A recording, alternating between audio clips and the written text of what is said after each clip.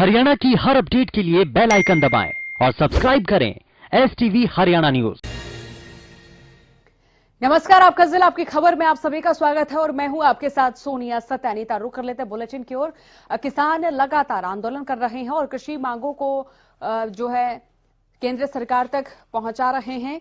कृषि कानूनों के खिलाफ किसानों का आंदोलन जारी है। टिकरी बॉर्डर पर किसान डटे हुए हैं और लगातार उनके इस आंदोलन में किसानों की तादाद भी बढ़ती ही जा रही है। टिकरी बॉर्डर पर प्रदर्शन कर रहे भारतीय किसान यूनियन एकता के प्रधान बूटा सिंह ने कहा कि हमें इन कानूनों में संशोधन नहीं चाहिए। ये तीनों कानून किसान विरोधी हैं, इसीलिए इनको रद्द किया जाना चाहिए और MSP पर अलग कानून ये चाहते हैं।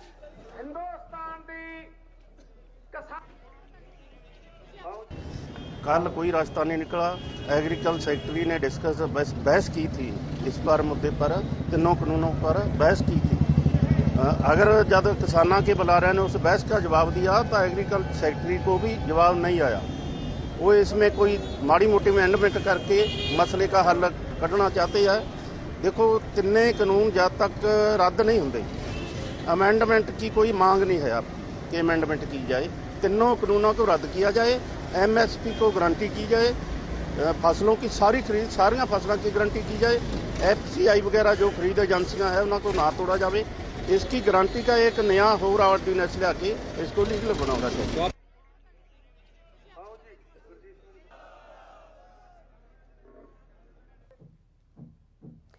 पीपली में हुए किसानों पर लाठीचार्ज को लेकर नेता प्रतिपक्ष और पूर्व सीएम भूपेंद्र सिंह हुड्डा सरकार पर हमलावर हुए। पीपली में हुए किसानों पर लाठीचार्ज और अब किसानों के आंदोलन पर चौतरफा गिरी मनोहर सरकार पर पूर्व सीएम और नेता प्रतिपक्ष भूपेंद्र सिंह हुड्डा ने जोरदार हमला किया। पूर्व सीएम हुड्डा ने कहा कि मनोहर सरकार जनता और किसानों का विश्वास खो चुकी है और ऐसी सरकार को सत्ता में रहने का कोई हक नहीं है।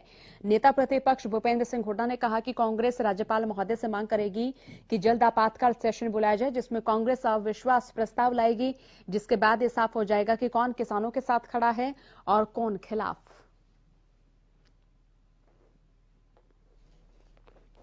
आज हम सभी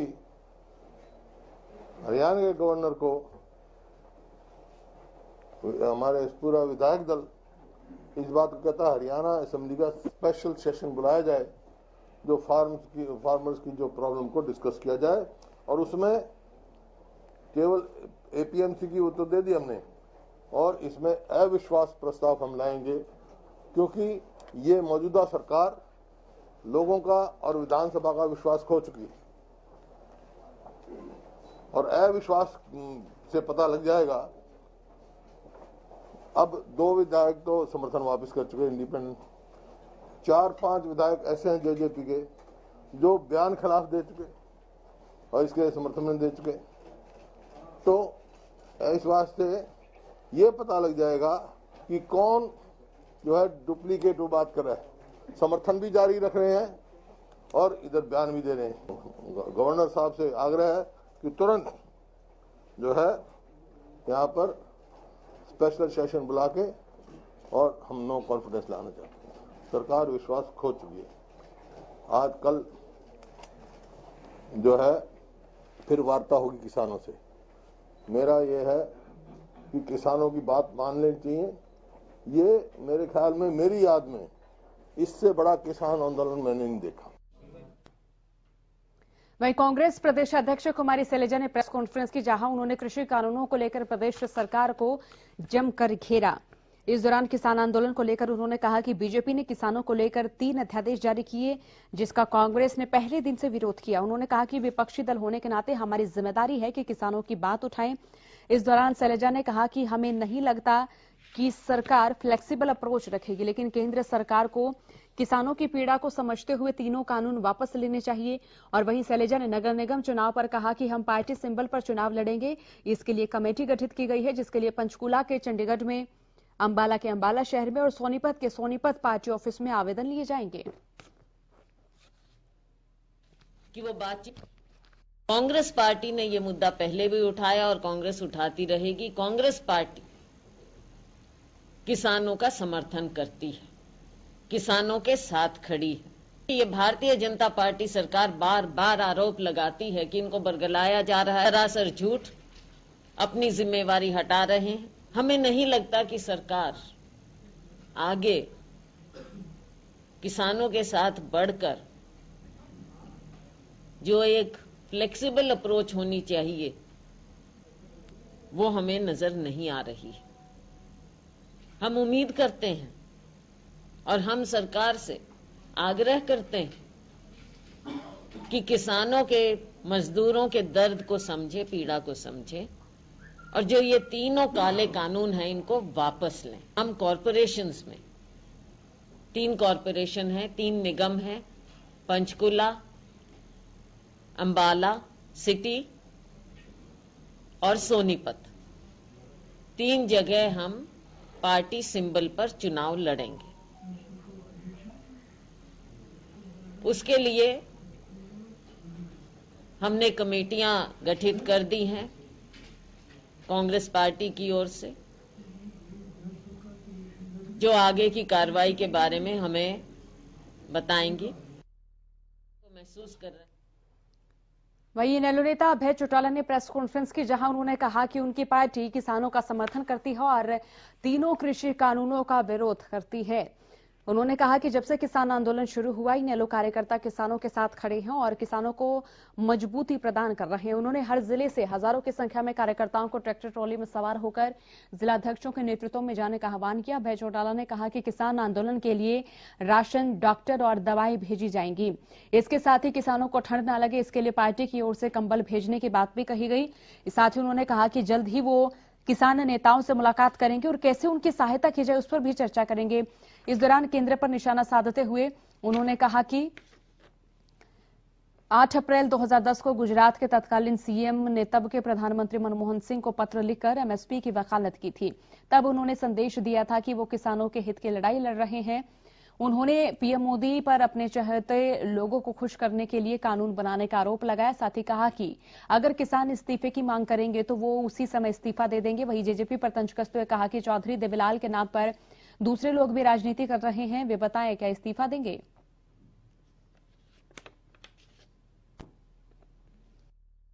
मैं स्वयं भी अगले 1-2 दिन में जाकर के उन किसान नेताओं से मिलकर के, जो इसका संचालन कर रहे हैं, जो इस एजिटेशन को चला रहे हैं, उनसे जाकर के मिलूंगा।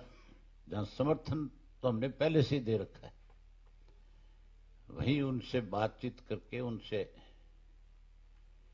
हम और उनकी कैसे मदद कर सकते हैं उसके बारे में उनसे चर्चा करूंगा। हमने हमारे पिंजौर से लेकर के, सरसा से लेकर के, उधर रेवाड़ी और महेंद्रगढ़ से लेकर के सब जिलों से सैकड़ों की संख्या में ट्रैक्टर के माध्यम से वहां लोगों को जाने के लिए पार्टी के लोगों की जिम्मेवारियां लगाई है।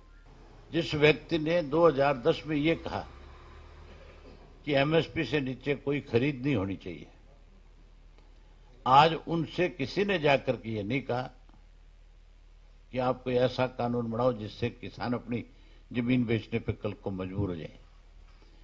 केवल देश के प्रधानमंत्री ने अपने चाहते लोगों को खुश करने के लिए इस देश की 70% आबादी जो खेती पर निर्भर करने वाली है, जो लोकसभा और विधानसभा में वोट डाल करके अपना सरकार बनाने का काम करते हैं, आज उन लोगों को कैसे कमजोर किया जाए, कैसे उन लोगों की जमीन उनसे छीनी जाए, कैसे आने वाले समय में उनके भविष्य पे अंकुश लगाया जाए, इसके लिए इस किस्म के कानून बनाने का काम किया।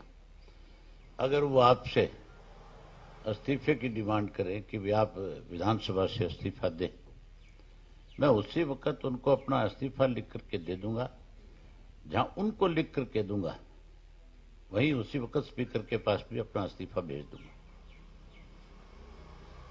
चौधरी देवीलाल ने एमएलएशिप तो कुछ भी नहीं है, वो तो चीफ मिनिस्टर के पद को भी ठोकर मार देते थे।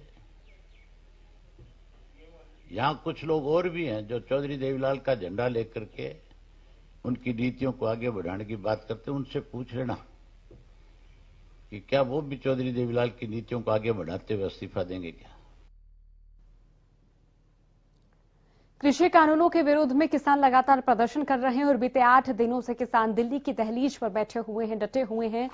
और इसी बीच विपक्षी नेताओं का भी किसानों को समर्थन मिल रहा है। कृषि कानून के विरोध में दिल्ली बॉर्डर पर चल रहे किसान आंदोलन को दिन प्रतिदिन देश भर से समर्थन मिल रहा है। विपक्षी दल भी किसानों के आंदोलन को समर्थन दे रहे हैं। करनाल में पूर्व विधानसभा स्पीकर और कांग्रेस नेता कुलदीप शर्मा ने प्रेस कॉन्फ्रेंस की। इस दौरान उन्होंने सरकार पर जमकर निशाना साधा। कुलदीप शर्मा ने कहा कि सरकार ने किसानों के आंदोलन को पहले केवल पंजाब का आंदोलन बताया था, लेकिन आज देश भर से किसानों के आंदोलन को समर्थन मिल रहा है। उन्होंने कहा कि हरियाणा में किसानों पर लाठीचार्ज किया गया, ठंड के समय में किसानों पर पानी फेंका गया, लेकिन सरकार किसानों को रोकने में कामयाब नहीं हुई। पहले भी देश में किसान आंदोलन हुए, लेकिन पहले ऐसा नहीं हुआ था।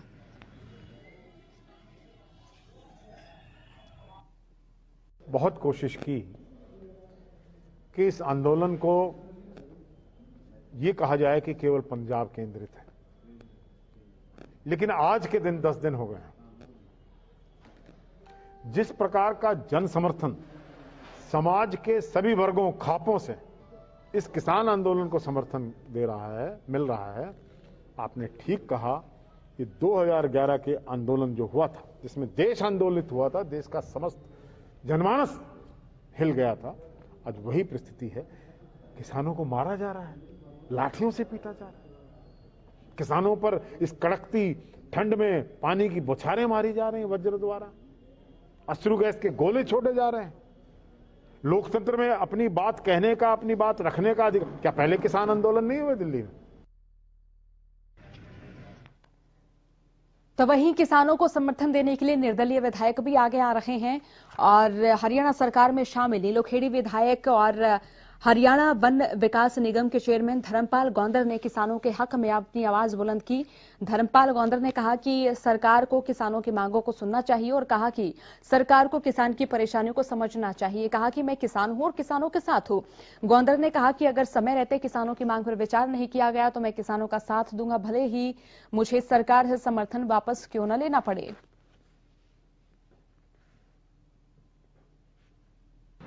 देखो, हमारे देश की 2 ऐसे जवान हैं, वो संस्था है, किसान और जवान। किसान हमारे अन्नदाता हैं। किसानों के प्रति जो माननीय मुख्यमंत्री और प्रधानमंत्री ने जो ये 3 बिल ले आए थे, यदि वो किसानों के हित में ठीक है, नहीं तो हम इसको लेके अपने माननीय मुख्यमंत्री के माध्यम से इसको ठीक कराएंगे। फिर भी यदि किसान उससे संतुष्ट नहीं है तो देखो, किसान एक अन्नदाता, हम किसानों के साथ हैं।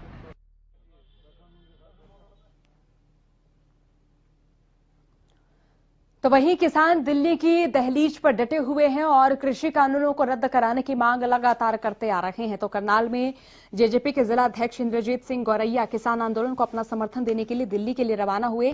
इस दौरान इंद्रजीत गौरैया ने कहा कि मैं पहले किसान हूं, बाद में पार्टी का नेता हूं। जो कानून केंद्र सरकार ने किसानों पर थोपे हैं वो बिल्कुल गलत हैं।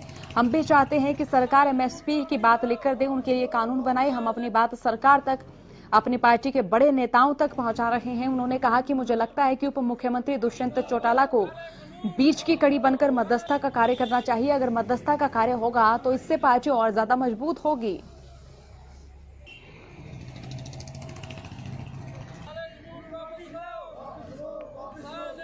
किसान परिवार में जन्मे हुए तो किसानी से ही हमारी जो रोजी रोटी चलती है। आज जो केंद्र सरकार ये 3 कानून लेकर के आई है, ये किसान विरोधी कानून है। इसी के चलते आज इतना बड़ा जो किसान आंदोलन था वो जन आंदोलन बन चुका है। उसका विरोध पूरे देश में हो रहा है, लेकिन केंद्र सरकार किसानों की बात सुनने का नाम नहीं ले रही है। इस बात का हमें दुख है और हम किसान होने के नाते वहाँ पर सारे साथी हमारे भाई बैठे हुए हैं। पिछले 7 दिनों से पुलिस की मार का भी सामना कर रहे हैं, ठंड का भी सामना कर रहे हैं, विद्युत परिस्थितियों का सामना कर रहे हैं अपने बच्चों के साथ। बुजुर्ग सारे हमारी माताएं वहाँ पर बैठी हुई हैं।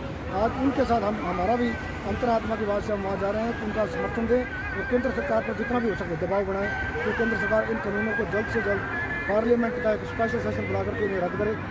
ये मांग करने के लिए आज हम सारे अपने भाइयों को समर्थन देने जा रहे हैं और मांग भी कर रहे हैं।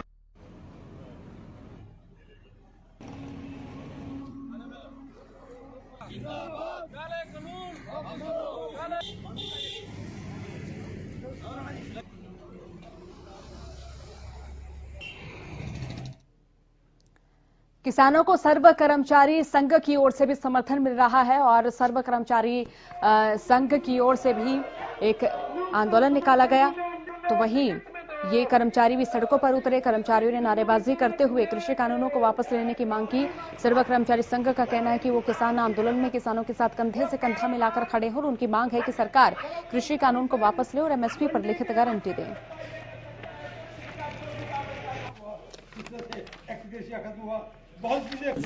हमारा सर्व कर्मचारी संघ हरियाणा ने जो किसान आंदोलन है उसके समर्थन में जनता के नाम एक अपील निकाली है और जनता के बीच हम जा रहे हैं कि जो किसानों के 3 काले कानून है उनको सरकार वापस करे, जबकि ये किसानों की मांग नहीं है। किसानों की मांग है स्वामीनाथन आयोग की रिपोर्ट को लागू करवाना।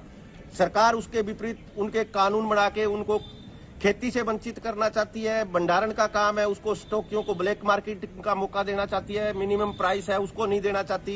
ये जो कानून है इनके साथ साथ किसानों की मांग है कि बिजली विधेयक 2020 वापस लिया जाए, वो हमारे कर्मचारियों से संबंधित है। हम कर्मचारी और किसान मिलकर इन जो तीनों चारों मुद्दे हैं जो बिल है सरकार के उनके खिलाफ संघर्ष में है।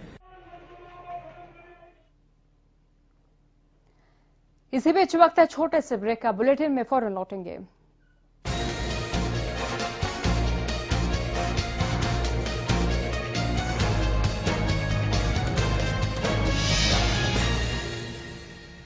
आंदोलन पर डटे हुए हैं और किसानों को समर्थन देने के लिए जहां खाप पंचायतें आगे आ रही हैं तो वैसे ही तमाम जो गांव देहात के व्यक्ति हैं वो भी सामने आ रहे हैं। तो इसी बीच दिल्ली से सटी सीमाओं पर किसानों का आंदोलन जारी है। वहीं हिसार के गांव सरसोद बिचपड़ी जेवरा से भी सैकड़ों की संख्या में जो किसान हैं वो दिल्ली कूच कर रहे हैं और लगातार उनकी ओर से यही कहा जा रहा है कि वो लगातार दिल्ली की ओर कूच करेंगे।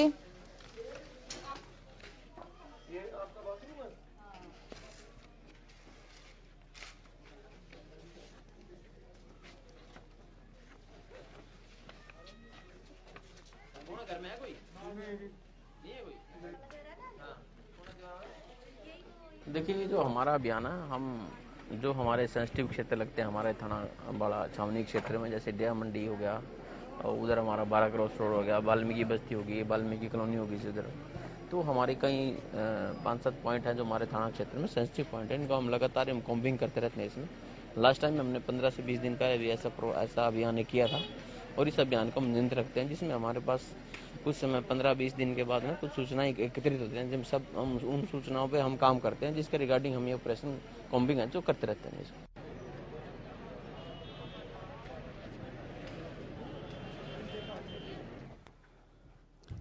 तो वहीं कोरोना टेस्टिंग के लिए पलवल का जो स्वास्थ्य विभाग है वो भी काफी सतर्क नजर आ रहा है और यहां पर कोरोना टेस्टिंग के लिए तमाम गाइडलाइंस भी जारी की जा रही। पलवल के जिला नागरिक अस्पताल में आने वाले सभी मरीजों की कोरोना जांच की जा रही है, जिससे पता लग सके कि अस्पताल में आने वाले मरीज कोरोना संक्रमित हैं या फिर नहीं है। डॉक्टर अजय माम ने बताया कि हरियाणा सरकार की नई गाइडलाइंस के अनुसार अब अस्पताल में आने वाले सभी मरीजों की कोरोना जांच की जा रही है, जिससे पता लग सके कि अस्पताल में आने वाला मरीज संक्रमित है या फिर नहीं है। अगर मरीज जांच के दौरान कोरोना संक्रमित पाया जाता है तो उसे होम क्वारंटीन रहने की सलाह दी जाती है और अगर उनका परिवार इलाज करवाने में असमर्थ है और कई बार गुहार लगाने के बावजूद विधायक सहित दूसरे जो नेता हैं वो भी यहां पर लगातार ये कहते हुए नजर आ रहे हैं कि तमाम जो ट्रस्ट हैं वो सामने आए और यहां पर तमाम मरीजों को तमाम सुविधाएं दी जाएं। देखिए, अभी सरकार का जोर इस पे है कि मैक्सिमम टेस्टिंग हो जाए, क्योंकि जितनी ज़्यादा टेस्टिंग हो जाएगी उतना ही हमें पता चलेगा कि हमारे कम्युनिटी में कितना लोड है कोरोना का भी। और क्योंकि नॉर्मल लाइफ अब शुरू हो गई है, लोगों का मेल जोल बढ़ गया, तो ये एक्सपेक्टेड है कि शायद ये ज़्यादा बढ़ जाए। तो इसलिए जितनी ज़्यादा टेस्टिंग होगी उतना हम सुरक्षित मान सकते हैं खुद को।